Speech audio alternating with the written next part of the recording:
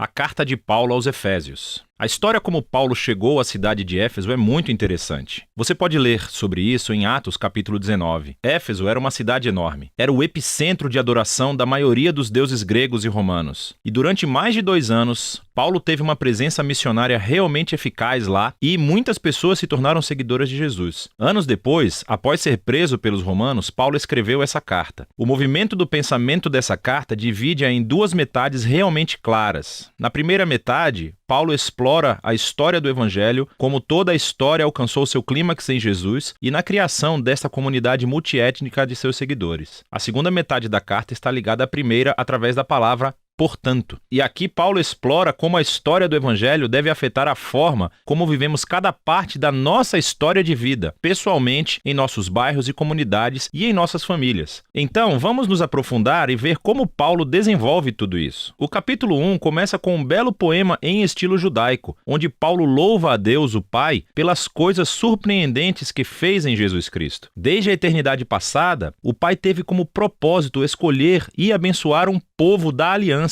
Pense aqui na família de Abraão, em Gênesis, capítulo 12, versículos 1 a 3. E agora, através de Jesus, qualquer pessoa pode ser adotada nessa família. A morte de Jesus cobre os nossos piores pecados, os nossos piores fracassos, e em Jesus encontramos a graça de Deus. Na verdade, Paulo diz que essa graça abriu um modo totalmente novo de entendermos cada parte de nossas vidas. Ele diz no capítulo 1, verso 10, que o propósito de Deus era unificar todas as coisas no céu e na terra sob Cristo, que é um título que significa Messias. O plano de Deus sempre foi ter uma enorme família de seres humanos restaurados, unidos em Jesus, o Messias. Esse propósito divino se tornou claro, diz Paulo, quando fomos primeiramente transformados naquela família. E aqui ele está se referindo aos judeus étnicos e à família de Abraão. Mas então Paulo fala sobre vocês, e aqui ele quer dizer não-judeus. Todos vocês ouviram sobre Jesus e a salvação através dele, e foram trazidos para essa família pela obra do Espírito Santo. E assim, aqui, ele está se referindo aos eventos relatados nas histórias dos Atos, sobre como o Espírito de Deus reuniu judeus e não-judeus em uma única família em Jesus, tal como Deus prometeu a Abraão há muito tempo atrás. Note também como, nesse poema, Paulo começa falando sobre Deus o Pai, e depois sobre Jesus o Filho, e aqui no final sobre o Espírito. Os 3 trabalham juntos quando Paulo conta a história do Evangelho. É muito legal. Depois do poema, Paulo responde com uma oração. Ele ora para que esses seguidores de Jesus não apenas conheçam, mas experimentem pessoalmente o poder do Evangelho. Que eles sejam energizados pelo mesmo poder que ressuscitou Jesus dos mortos e o colocou como a cabeça exaltada de todo o mundo. Agora, no capítulo 2, Paulo retrocede e desenvolve algumas ideias-chave do poema do capítulo 1, especialmente sobre a graça de Deus e essa nova família multiétnica de Jesus. Ele começa recontando a história de como esses cristãos não-judeus conheceram Jesus. Antes de ouvir sobre Jesus, eles estavam fisicamente vivos, mas estavam espiritualmente mortos. Eles estavam presos em uma vida de egoísmo e sem propósito, e estavam sendo enganados pelas forças espirituais do mal. Mas, surpreendentemente, Deus, em seu grande amor e misericórdia, os salvou. Ele perdoou todos os seus pecados e juntou as suas vidas à vida de ressurreição de Jesus, e ele também os trouxe de volta à vida. E agora, tendo sido criados como novos seres humanos através de Jesus, eles têm a alegria de descobrir todos os novos chamados, propósitos e tarefas que Deus colocou diante deles. Eles não só foram presenteados com a graça de Deus, como também foram convidados para uma nova família. Antes de ouvir sobre Jesus, esses não-judeus não estavam apenas afastados de Deus, eles estavam separados do seu povo da aliança, da família de Abraão. E por uma razão muito prática, os mandamentos da aliança do Sinai formavam uma linha divisória ao redor dessa família. Eles eram como uma barreira que mantinha a maioria dos não-judeus afastados. Mas em Jesus, as leis da Torá foram cumpridas e a barreira foi removida. Os 2 grupos étnicos se tornam, como Paulo afirma, uma nova humanidade unificada, capaz de viver em paz. Então, Paulo Paulo continua no capítulo 3 a se maravilhar com o papel único que ele teve de espalhar essa boa notícia para o povo não judeu. E mesmo estando na prisão, ele agradece a Deus pela chance que teve de ver essa família da aliança crescer tanto. Então, Paulo termina a primeira metade da carta com outra oração. Dessa vez, ele ora para que os seguidores de Jesus sejam fortalecidos pelo Espírito de Deus para simplesmente compreender e entender o amor que Cristo tem pelo seu povo. A segunda metade da carta começa com Paulo mudando de ritmo, e ele começa a desafiar o leitor a responder à história do Evangelho pela maneira como vive a sua própria história de vida. Então ele começa no capítulo 4 com a vida cotidiana da igreja. A igreja é uma grande família com muitos tipos diferentes de pessoas, mas ele enfatiza que eles são um, e um é a palavra-chave nesse capítulo. Eles são um corpo que é unificado por um Espírito. Eles têm um só Senhor com uma fé. Eles têm um batismo. Eles acreditam em um Deus. Isso é muita união. No entanto, diz Paulo, a unidade não é a mesma coisa que uniformidade. Ele continua a explorar como a nova família de Jesus consiste em muitos tipos de pessoas muito diferentes, mas todos são capacitados pelo único Espírito Santo, cada um usando seus talentos e paixões únicas para servir e amar uns aos outros e para edificar a igreja. E aqui ele usa duas metáforas muito legais. Uma é a construção da igreja como um novo templo, e a segunda é que todos estão se tornando uma nova humanidade, com Jesus como a cabeça. E essa nova humanidade é uma metáfora que ele vai usar nos próximos capítulos. Paulo desafia todo cristão a retirar a sua velha humanidade como um conjunto de roupas velhas e a revestir-se de sua nova humanidade na qual a imagem de Deus está sendo restaurada. E ele então segue para essa longa sessão onde ele compara a humanidade nova e velha. Então, em vez de mentir, novos humanos falam a verdade. Em vez de guardar raiva, eles resolvem seus conflitos pacificamente. Em vez de roubar, os novos seres humanos são generosos. Em vez de fofocar, eles encorajam as pessoas com suas palavras. Em vez de se vingar, os novos seres humanos perdoam. Em vez de gratificar todo o impulso sexual, os novos seres humanos cultivam o autocontrole de seus desejos corporais. Em vez de ficar bêbados, os novos seres humanos vivem sob a influência do Espírito de Deus. E ele explica como era essa influência